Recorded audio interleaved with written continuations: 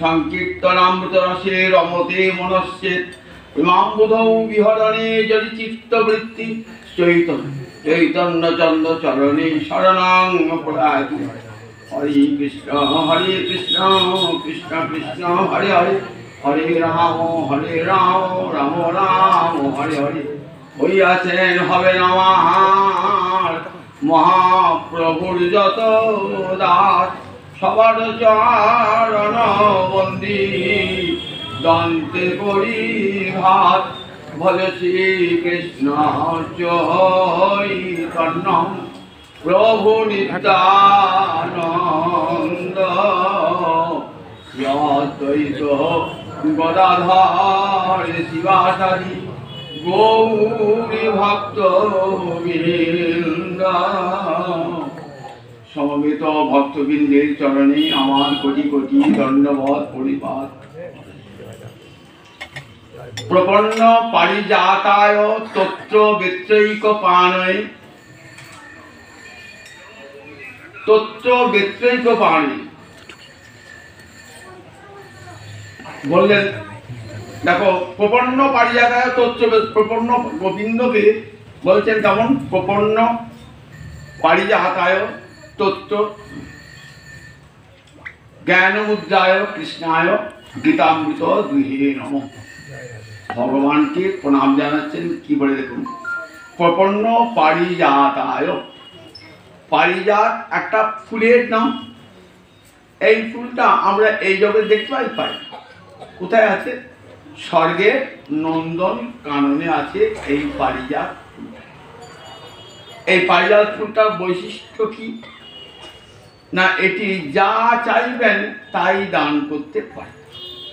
কল্পবৃক্ষের মতন পারিজাত বৃক্ষ, কল্পবৃক্ষের মতন। কল্পবৃক্ষ মানে একটা বৃক্ষের কাছে গিয়ে আপনি যা কল্পনা করবেন মনে মনে তাই হবে, একেবারে কল্পবৃক্ষ। এই যাবে দেখা যায়, কল্পবৃক্ষ দেখা যায় না।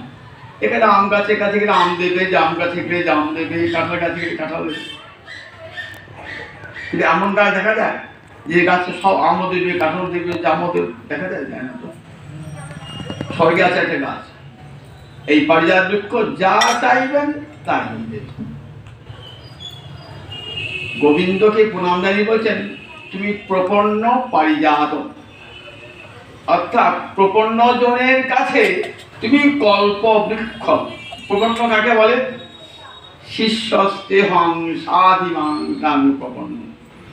হে গোবিন্দ, আমি তোমার চরণে শরণাগতি গ্রহণ করলাম। আমি আমার দেহ মন প্রাণ কায় মনোবাক্যে নিজেকে তোমার চরণে সমর্পণ করলাম। এমনি করে যে শরণাগত হয় তাকে বলে প্রপন্ন। এই প্রপন্ন জনের কাছে তিনি পারিজাত বৃক্ষ। এই প্রপন্ন জন ভগবানের কাছে যা চাইবেন, চাইতে হবে না, মনে মনে যদি বাঞ্ছা করেন, ভক্তি মুক্তি অর্থ যা চাইবেন সব পাবেন। গোবিন্দ সব দান করতে পারেন। সুদামা ভগবানের কাছে গেছিলেন, চাইতে পেরেছিলেন নিষ্কান্ত। স্ত্রী পাঠালেন বটে, কিন্তু বললেন পাঠালে আমারটা লাভ হবে কি? অয়ং হি পরম লাভ উত্তম শ্লোক দর্শনম। আমার লাভ হয়ে যাবে, আমার পরম বন্ধু গোবিন্দকে দর্শন পেয়ে যাবে। তবে আমি কিছু চাইতে পারবো না। আমি তো বন্ধুর কাছে প্রতিজ্ঞা করেছি যে তোমার কাছে আমি কোনোদিন কিছুই চাইব না। গোবিন্দ তো অন্তর্যামী, বুঝতে পেরেছেন সুদামা কেন এসেছে। সুদামা বড় দরিদ্র, ভগবান জানেন। তাই মনে মনে ঠিক করলেন আমি তাকে অমর্ত্য দুর্লভ সম্পদ দান করব। অমর্ত্য মানে যা মর্ত্য নয়, অর্থাৎ স্বর্গেও যা দুর্লভ, অমর্ত্য দুর্লভ সম্পদ দান করব। দেখেছেন তো, চাইতে হয় না, মনে মনে কল্পনা করেছেন, পেয়ে গেছেন। মনে মনে কল্পনা করেছেন। তাহলে গোবিন্দ কেমন প্রপন্ন পারিজাত দেখুন। গোবিন্দ যখন লীলাটি চলছে না, তখন মিথিলায় দুজন ভক্ত আছে, একজন রাজা আর একজন দরিদ্র প্রজা। রাজার নাম বহুরাস। আর একজন ভক্তের নামটা ভুলে গেলাম আমি। একজন ভক্ত বহুরাস আর সুতদেব। সুতদেব, এই দুই, সুতদেব দরিদ্র প্রজা আর বহুরাস্য রাজা, দুজন বাড়িতে বিগ্রহ সেবা আছে। বিগ্রহ সেবা ছেড়ে গোবিন্দকে দেখতে পাচ্ছেন না। তখন দ্বারকা লীলা চলছে, ইচ্ছা রেখাসি, কিন্তু মনে মনে বড় ইচ্ছা যে গোবিন্দকে দেখব। লীলাদার প্রকট যে গোবিন্দ ভজনা করি। দেখুন, প্রার্থনা যাইতে হয় নাই, ফোনও করতে হয় নাই, চিঠিও লিখতে হয় নাই, দূত পাঠাতে হয় নাই। গোবিন্দ জানতে পেরেছেন দূর থেকে যে দেখো বহুরাস্য সুতদেব আমাকে দেখতে চেয়েছে, কিন্তু বিগ্রহ সেবা আছে তো, সেই বিগ্রহ সেবা ছেড়ে আসতে পারছে না। দেখেছেন তো? তাহলে বিগ্রহ সেবা ছেড়ে আমরা তীর্থে তীর্থে ঘুরে বেড়াই। ঠাকুরকে বাতাসা দিয়ে ফুল দিয়ে দিয়ে গেল, তুই খুলে খেয়ে নিও ঠাকুর চলে গেল। দেখুন, যে মনে রাখবেন, যেদিনই ঠাকুরকে প্রাণ প্রতিষ্ঠা হলো, প্রতিমা নহ তুমি ব্রজেন্দ্রনন্দন, সেদিন আর প্রতিমা নয়, দোকান থেকে কিনে আনলেন প্রতিমা। এইবার যে প্রাণ প্রতিষ্ঠা করলেন, তখন সাক্ষাৎ ব্রজেন্দ্রনন্দন। ভাগবত দেখালেন, ঘরে বিগ্রহ থাকলে তাকে ঘরে জেলবন্দি করে দিয়ে যেন তীর্থে তীর্থে ঘুরে কোনো পুণ্যই হবে না। দেখেছেন? দেখ, ভগবান তাই গেলেন, নিজেই গেলেন ভগবান। ভগবান নিজে গিয়ে বহুরাস্য সুতদেবকে নিজে গিয়ে কৃপা করলেন। তাহলে প্রপন্ন পাড়ি যেতে হলো, মনে মনে ভেবেছে গোবিন্দকে দর্শন করবো। তাহলে প্রপন্ন পারিজাতায় তত্র বেত্রৈক পান হয়ে, তত্র মানে লাগাম আর বেত্র মানে পাঁচন। রথে যে আসেন তো, রথে কি থাকবে? ঘোড়া লাগাম থাকবে আর হাতে একটা পাঁচন থাকবে। তাহলে তত্র বেত্রৈক পান হয়ে, এক পান হয়ে।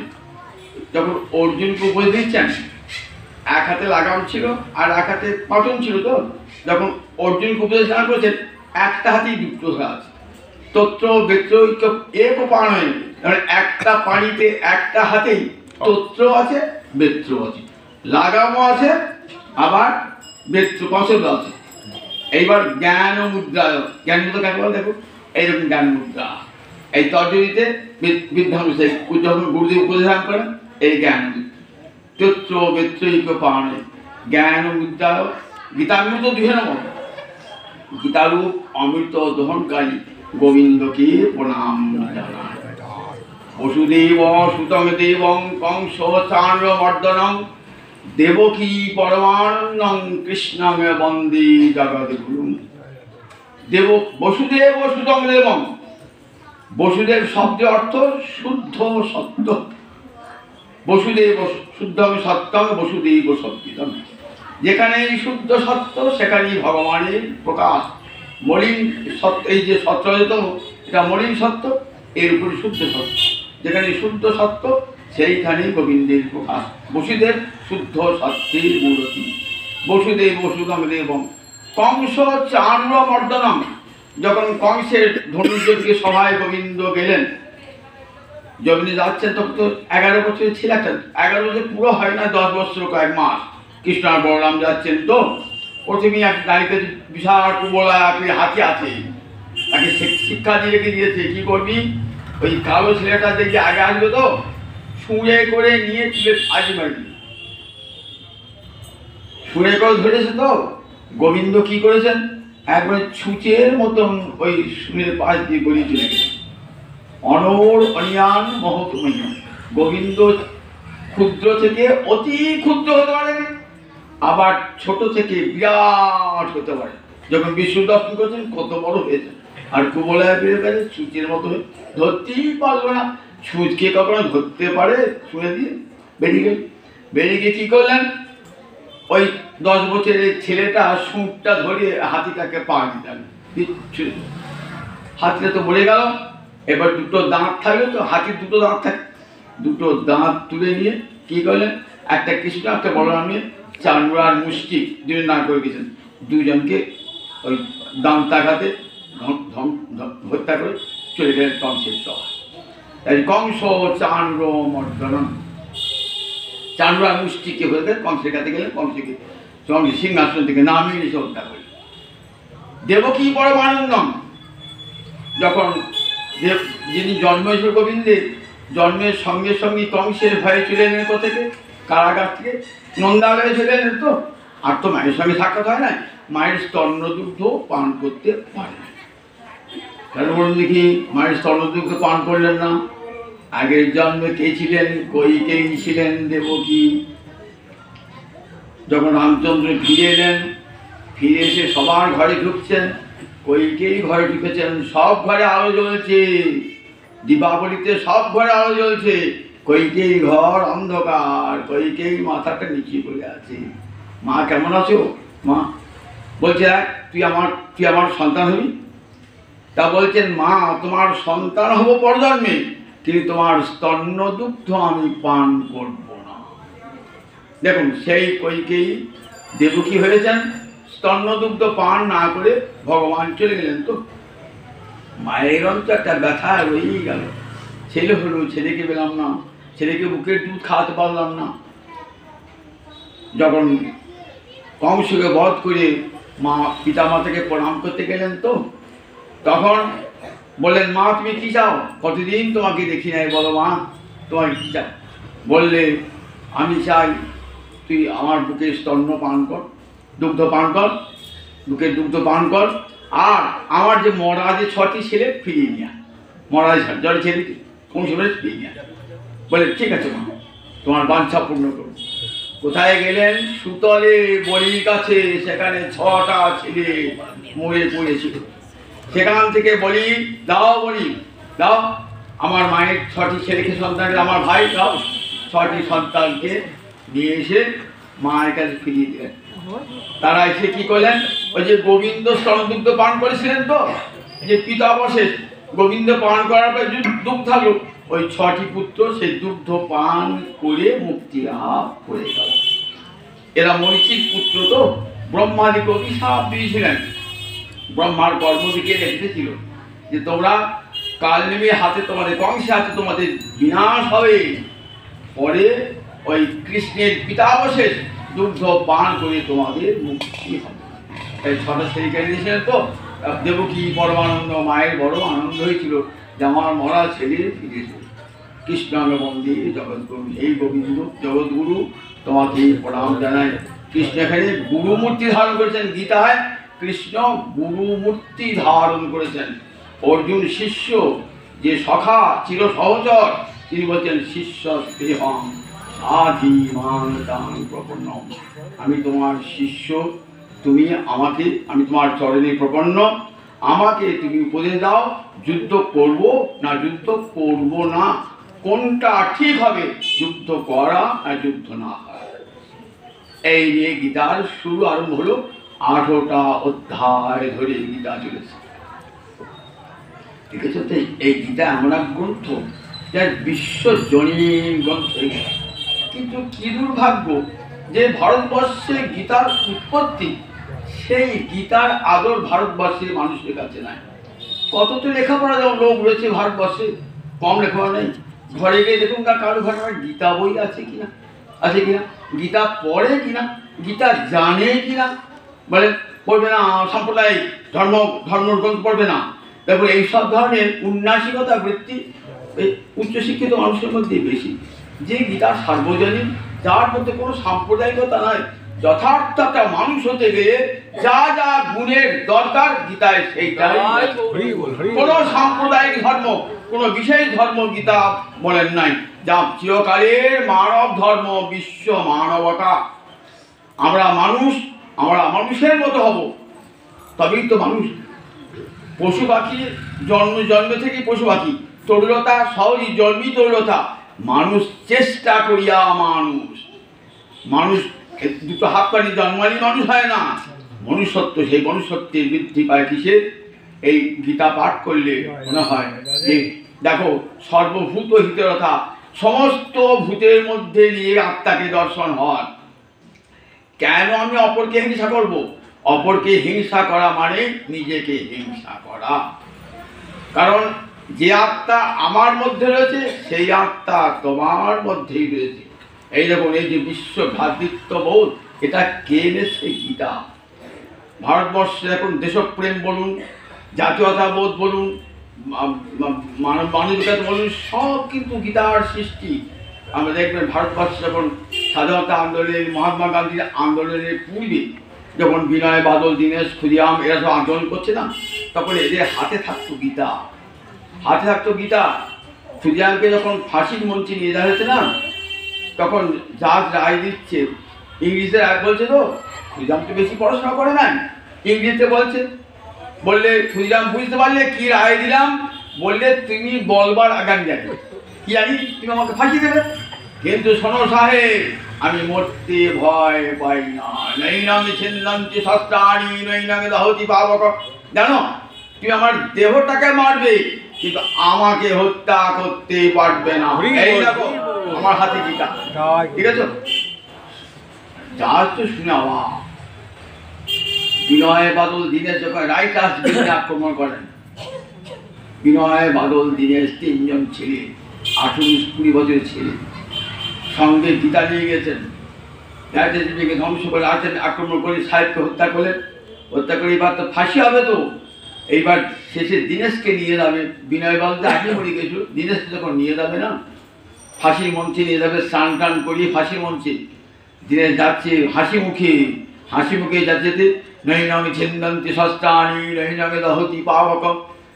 বলছে, তোমার ভয় করছে না? ফাঁসি মারছে, ভয় কি, আমি তো মরবো না, সাহেব তুমি আমার দেহটা নেবে। নৈনামে ছিন্দন্তি। জানো আমাদের গীতা কি বলেছে? আমার মৃত্যু না, আমাদের ভারতবর্ষ মৃত্যুকে স্বীকার করে না, দেহের মৃত্যু হয়, দেহীর মৃত্যু হয় না। অবাক হয়ে গেলেন মাস্টারদা সূর্য সেন।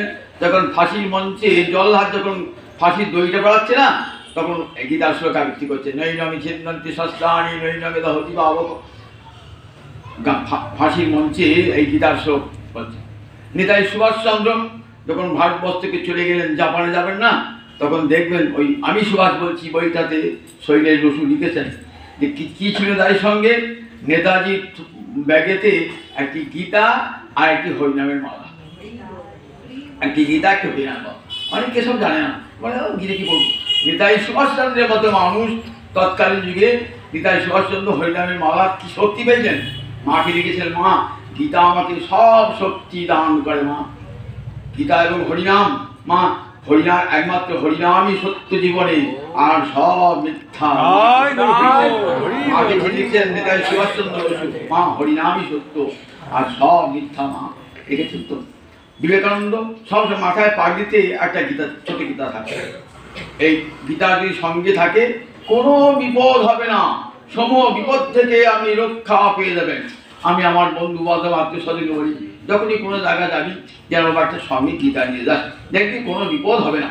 আমার অনেকে এসে বলেছে, যদি বিপদ হতে হতে রক্ষা পেয়ে গেছি শুধু গীতা থাকার জন্যে। গীতা আমার মহামহিয়ান, এত গীতা সর্বদেশে। মহানম্রত ব্রহ্মচারী এই যুগের বিখ্যাত পণ্ডিত ব্যক্তি। মহানম্রত ব্রহ্মচারী আমেরিকায় গেছেন বক্তৃতা দিতে। বক্তৃতা দিতে যাওয়ার আগে যেখানে বক্তৃতা দেবেন বিশাল মঞ্চ হয়েছে, পাশে একটা লাইব্রেরি, তার সেখানে একটা লাইব্রেরিয়ান বক্তৃতা আরম্ভ হতে দেরি আছে। তখন বলছেন, আপনি ভারতবর্ষ থেকে আসছেন, আসুন। দিয়ে বলছেন, এই দেখুন একটা ঘরে নিয়ে গেছেন, দেখছেন গোটা ঘর শুধু গীতায় ভর্তি, কত রকমের গীতা, কত হাস্য টিকা টিপ্পণী। অবাক হয়ে গেলেন। আমাদের সেই লাইব্রেরিতে, স্কুল কলেজের লাইব্রেরিতে একটা খুঁজে গীতা পাওয়া যাবে না, তন্ন তন্ন করে খুঁজলেও একটা গীতা পাওয়া যাবে না। আর সেখানকার ইউনিভার্সিটির একটা লাইব্রেরিতে একটা ঘর বোঝায় শুধু গীতাতে, কত প্রকারের গীতা।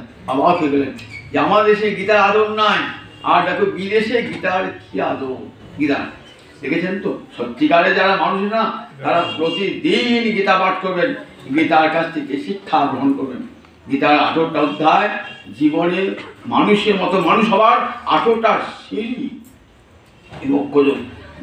বিশাল যোগের কারণ বেশি। আজকে আমাদের ডাক্তারবাবু কারণ সুন্দর বললেন যে ধ্যান যোগ, এই ধ্যানটার কথা 2-4টে বলে শেষ করবে, তো বেশি বলবার সময় নেই। তা ধ্যান যোগ, দেখুন ধ্যান এটা এই ষষ্ঠ অধ্যায়টার নাম ধ্যান যোগ বা অভ্যাস যোগ।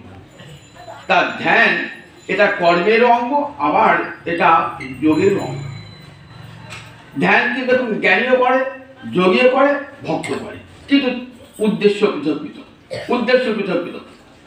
যোগী ধ্যান করে কি জন্য? পরমাত্মা কৈবল্য লাভ করবার জন্য, জীবাত্মা পরমাত্মা মিশে যায়, এটি যোগী ধ্যানের উদ্দেশ্য। জ্ঞানীর ধ্যানের উদ্দেশ্য ব্রহ্মানুভূতি লাভ, আর ভক্তের ধ্যানের উদ্দেশ্য গোবিন্দের জয়। ধ্যান কি সবই থাকে, ভক্তি যুগেও ধ্যান আছে দেখবেন। আর যখন গুরুমন্ত্র জপ করবেন, গুরুদেব বলে দেন কি করবি না, যখন কামগায়ত্রী কাম্বি যখন গোবিন্দের উপাসনা করবি না, তখন গোবিন্দের মূর্তিটা ধ্যান করবে। কেমন করি? ভরা পিরা হিরামং বিগমদ তিলকং কুণ্ডলাক্রান্ত গণ্ডং পঞ্চাক্ষং কম্বু কণ্ঠং স্মিত সুভগমুখং সাধারী নস্ত বেণু শ্যামং শান্তং তিরুভঙ্গং রবিকর বসনং ভূষিতং বৈজয়ন্তা বন্দে বৃন্দাবনস্তং যুবতী শতবৃতং ব্রহ্ম গোপাল বেদং। এই মূর্তি ধ্যান করতে করতে কামগায়ত্রী কাম্বিনী গোবিন্দের উপাসনা হয়। তাহলে ভক্তের ধ্যান আছে, ধ্যান আছে। এই যে ধ্যান বলতে একটা যোগী ক্রিয়া, কি ধ্যান? চিত্তবৃত্তিকে নিরোধ কর। যোগের একটা ই হচ্ছে ধ্যান।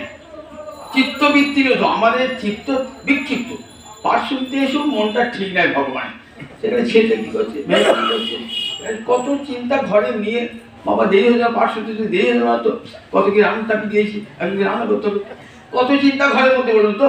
চিত্ত সব শতধা বিক্ষিপ্ত, বসে সুস্থ হয়ে যে মনটাকে স্থির করে শুনবো, এই মনটাই তো আমাদের ঠিক নেই। মনটা পাগলা, মন কাগলা, এই আছে আপনি নাই হবে। তাই মনটাকে নিরোধ করবার জন্য, স্থির করবার জন্য ধ্যান একটা যৌগিক ক্রিয়া। এই ধ্যান অষ্টাঙ্গ যোগমার্গের একটা মার্গ, অষ্টাঙ্গ যোগ মার্গ। পতঞ্জলি এই 8টা মনটাকে স্থির করবার জন্য অষ্টাঙ্গ যোগ মার্গ দিয়েছেন। কি কি দিয়েছেন দেখুন?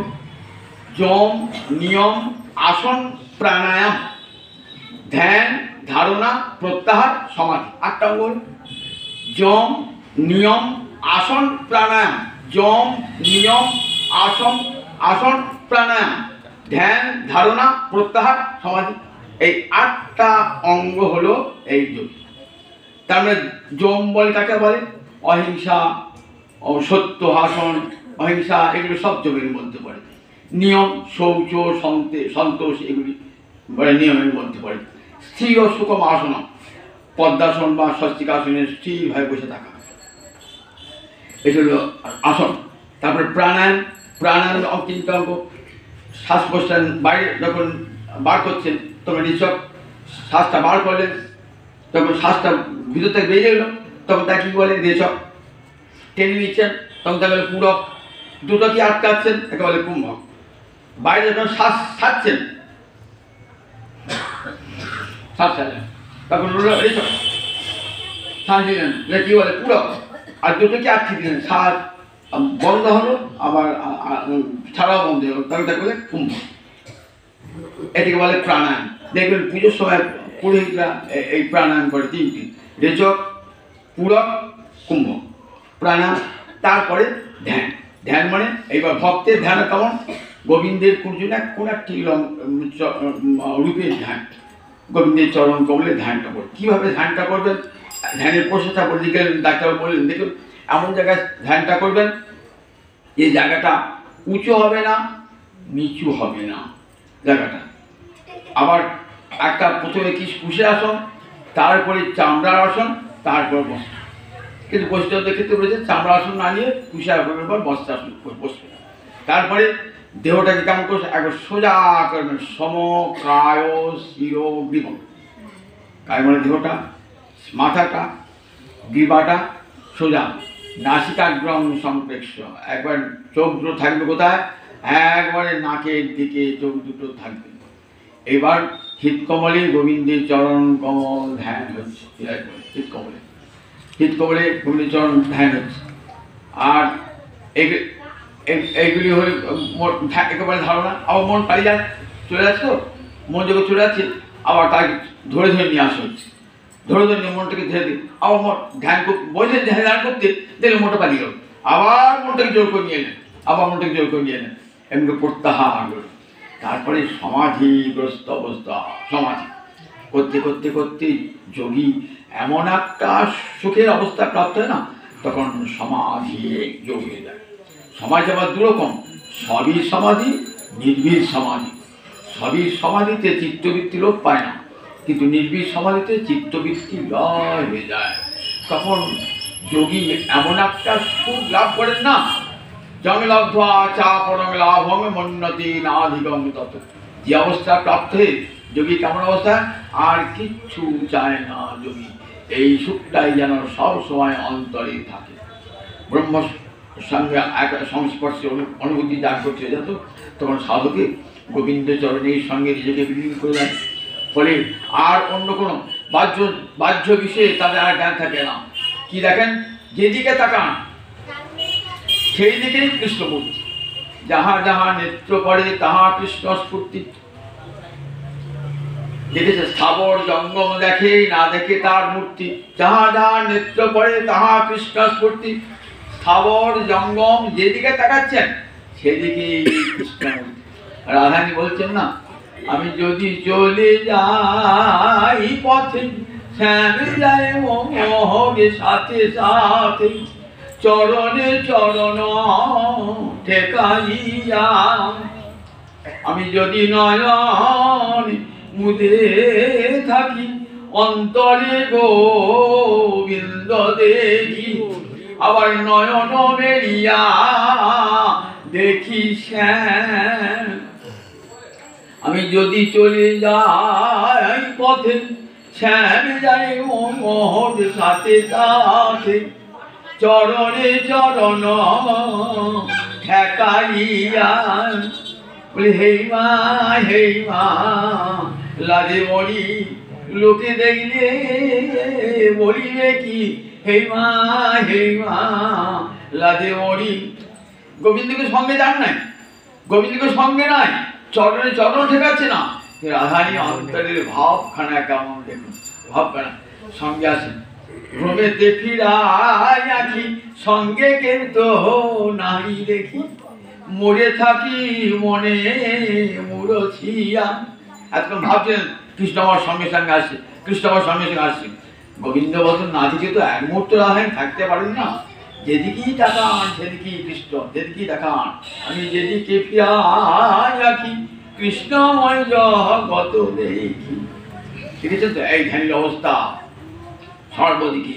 প্রহ্লাদ যেদিকে তাকাচ্ছেন সেই দিকেই ভগবানকে বিষ্ণুকে দর্শন করছে, যেদিকে তাকাচ্ছেন। শত্রু আসছে অস্ত্র হাতে নিয়ে, ও আমার গোবিন্দ আজ দেখো অস্ত্র হাতে নিয়ে আমাকে মারতে আসছে, গোবিন্দ আসছে। মত্ত হাতে আসছে, ও গোবিন্দ আজ হস্তি মূর্তি ধারণ করেছে। সাপ আসছে প্রাণ থেকে, গোবিন্দ আজ সাপ সৎমূর্তি ধারণ করেছে। সর্বত্র গোবিন্দ আসছে। ধ্রুব যখন চরম সমাধি মগ্ন অবস্থা, তখন কি দেখছেন, বাঘ আসছে। বাঘ থেকে জয়ছেন, তুমি আমার কোমরলোচন হরি। সিংহ থেকে, তুমি আমার কোমরলোচন হরি। দেখুন একবার এই অবস্থাটি সাধকে এসে যায়, একে বলে সমাধি। একবার ভাব সমাধি, ভগবানের লীলা সাক্ষাৎ দর্শন হয়। তখন কেমন অবস্থায়, আত্মারাম, আত্মার আনন্দে বিভোর। বাহ্য স্মৃতি একবারই থাকে না, বাহ্য স্মৃতি। কে শত্রু কে মিত্র জ্ঞান নাই। বলছেন প্রহ্লাদকে বলছেন পিতা হিরণ্যকশিপু, দেখ রাজার সঙ্গে শত্রুর ব্যাপারটা কেমন হবে। বললেন পিতা শত্রু কাকে বলছো, জগতের শত্রু বলে কেউ আছে নাকি? যদি শত্রু থাকে গোবিন্দই শত্রু, গোবিন্দই মিত্র। দেখেছেন এই অবস্থায় এসে যায় সাধকে। মনকে এমন ভাবে সাধক নিয়ন্ত্রণ করেন, মনটাকে সাধক উচ্চ দিকে নিয়ে যায়। মনের একটা অংশ নিচুতে ঘুরে আছে, সবচেয়ে নিচু ভাবনা, নিম্ন ভাবনা, সমস্ত ইতর ভাবনা মনের একটা অংশে রয়েছে। সাধনার ফল কি হয়, এই মনটাকে নিচু, মনটাকে উপরে তুলে দিয়ে যায়, উপর তুলে যায়। মনের ঊর্ধ্বগমন হয়ে যায়। এদিকে ধ্যানে বসলে কিছুক্ষণ ধরে মন চিত্তটা স্থির হয়। এই অবস্থা হতে হতে সাধক কেমন অবস্থাটি হয় বলেন, নির্বিষ সমাধি প্রাপ্ত হয়ে যায়। সবসময় ভগবত দর্শন হচ্ছে অন্তরে বাহিনী, সবসময়। যেমন সুখদেব কেমন দেখে, কেমন আত্মারাম বিভোর, গায়ে ছুটু দিচ্ছে, ঢিল ছুটছে, কিন্তু সুখদেবের কোনো বিকার নাই। এই অবস্থায় আত্মারাম, আমরা আত্মনি রমতে আরমতে ইতি আত্মারাম। আত্মাতে রমণ করছেন, আত্মার আনন্দে বিভোর হয়েছেন। সাধক যখন অন্তরে ভগবান দর্শন করেন না, তখন ঠিক এরকম আত্মারাম হয়ে যান। আর বাইরের কোনো কে আমাকে নিন্দা করলো, কে আমাকে ঢিল ছুড়লো, কে আমাকে থুতু দিল, এই মন থাকে না। এই অবস্থাটি সাধকের এই ধ্যান যোগে সেই অবস্থাটি বলা হলো। যদি ধ্যান করতে করতে কারো পতন হয়, বললেন নহি কল্যাণ কৃত দুর্গতি কাতগচ্ছতি, ছিন্ন মেঘের মতন হয়ে যায় কি? বলে না না না, হয় না। যেটুকু ভজন করবেন না, কোনো ভজন নষ্ট হবে না। দেখেছেন তো গীতা কাছে আশ্বাস দিয়েছেন, আমি ভজন করছিলাম, করতে করতে ভজনের মারফতে আমার আর ভজন করতে পারলাম না, তার জন্য আমার খুব ক্ষতি হবে। বলে না, ক্ষতি হবে না। তাহলে কি হবে? তাহলে তাকে বহুদিন শাশ্বতী সমা দীর্ঘদিন ধরে স্বর্গসুখ ভোগ করিয়ে তাকে আবার নিয়ে আসবেন। নিয়ে এসে যদি বিষয় ভোগের কামনা থাকে, তাহলে সুচিনাম শ্রীমতাং গেহি যোগফল, তাহলে পবিত্র ধনবান ব্যক্তির গৃহে তার জন্মদান করবেন এবং সেখানে সে ভোগ সুখে মানুষ হবে। তারপর আবার তার ঊর্ধ্বগতি লাভ হবে। আর যাদের বিষয় চিন্তা দূর হয়ে গেছে, তারা কোথায় যাবেন? তারা যোগীনাম কুলে জন্মাবেন, তারা যোগী কুলে জন্মাবেন, ভক্ত কুলে জন্মাবেন।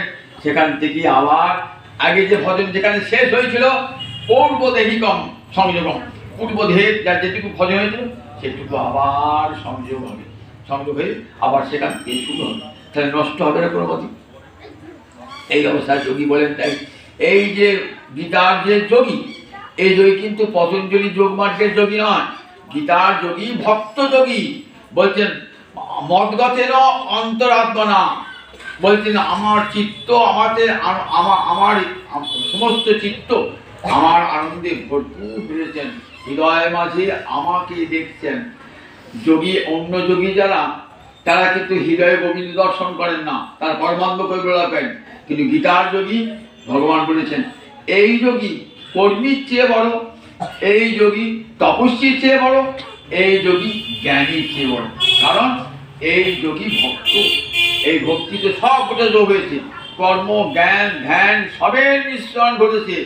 এই ভক্তি যোগেতে সবের মিশ্রণ ঘটেছে। আবার দেখুন, সর্বভূত হিতরতা, সমস্ত ভূতের মঙ্গল কামনায় রত এবং ভগবান ভক্ত, সে তসমাৎ যোগী হবার জন্য অর্জুন তুমি ভক্তি যোগী হও। এই ভগবানের উপদেশ। ভক্ত হয়ে আমার নির্দেশে জানবে আমারই কাজ। আমি তো যুদ্ধ করে দিয়েছি, তোমার তো যুদ্ধ করতে হবে না, তুমি শুধু একবার যুদ্ধক্ষেত্রে দাঁড়াবে। এই দেখো ভীষ্ম, দ্রোণ, কর্ণ, তাদের সব মুন্ডুগুলো আমি চিবুচ্ছি। দেখো ভগবান দেখছেন, ভীষ্ম, দ্রোণ, কর্ণ সব ভগবানের মুখের ভিতরে ঢুকে পড়েছে। বলে বাবা, বলে যুদ্ধ তো হয়ে গেছে, নিমিত্ত মাত্র ভব সভ্যতা আছে। অর্জুন তুমি নিমিত্ত মাত্র দাঁড়াবে, যুদ্ধের ফল আগে হয়ে গেছে, তুমি শুধু দাঁড়াবে। তো আমার ভক্তকে বড় করবার জন্য আবার নাম করেছে ভগবান, ঠিক আছে?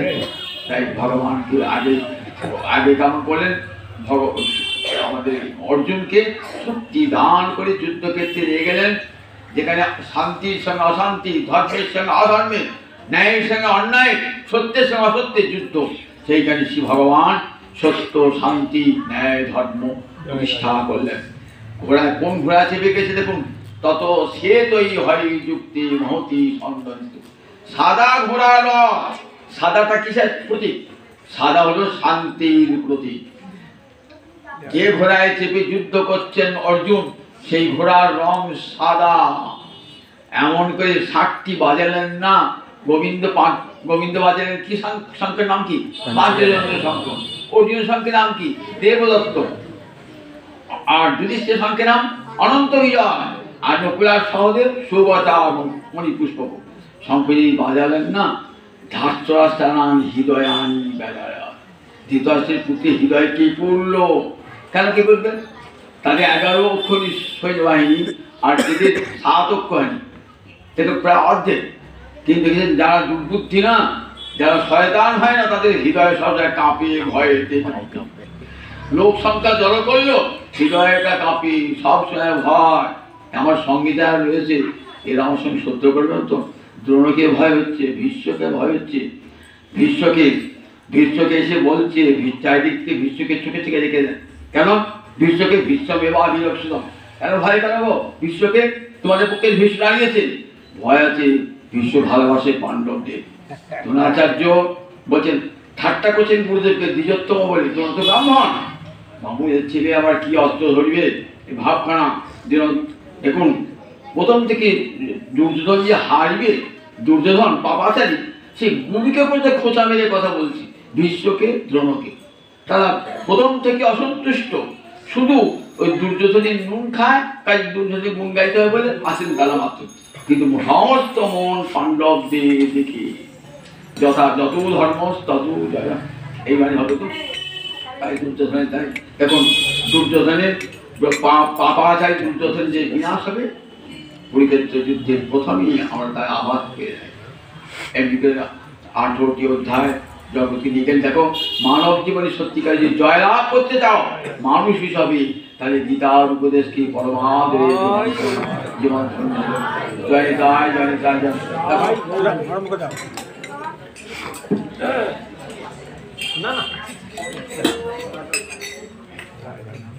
জয় জয় রাধে